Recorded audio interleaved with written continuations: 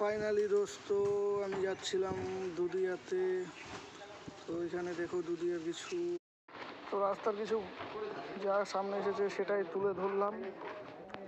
তো দেখতে থাকো রাস্তাগুলো কত সুন্দর। যাই হোক, ক্যামেরার তোমার পিকচার কোয়ালিটি একটু খারাপ, তো সঙ্গে থাকো, তাও দেখতে থাকো। এই যে মেন তোমার দুদিয়ার হালকা ফরেস্টটা।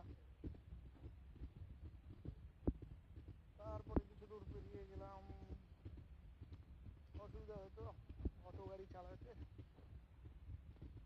হাতটা ছাড়া যায় না লোড গাড়িতে।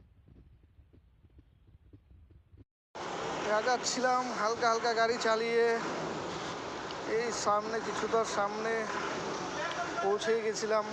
তারপরে চলে আসলাম লাভ পয়েন্টে, যেখান থেকে বন্ধু বান্ধব সবাই মিলে একবার গেছিলাম ঘুরতে।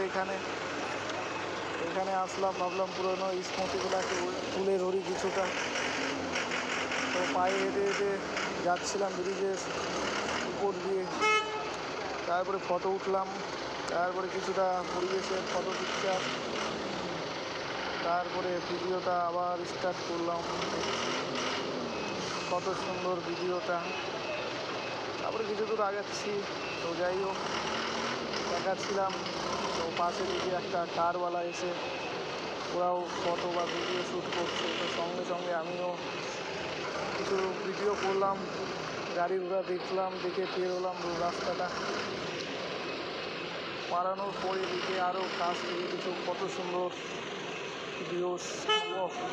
কি আর বলবো গো, মা আসছে দেখছো, কাশফুল কত সুন্দর, দেখে মনটাও ভালো লাগলো। এত সুন্দর একটা হাওয়া চলতেছিল, কি বলবা। আরও পাহাড়টাকে একটু জুম করলাম, কাছে নিয়ে আসলাম। যেতে তো পারবো না, তাই একটু হাতের কাছে নিয়ে আসলাম।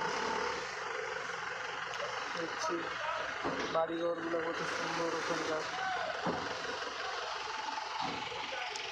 তারপরে দেখো জলটা এত সুন্দর লাগছে। লাস্ট যখন গাড়িটা নিয়ে ফিরছি, তখন কিছুটা রাস্তা বা যাওয়া,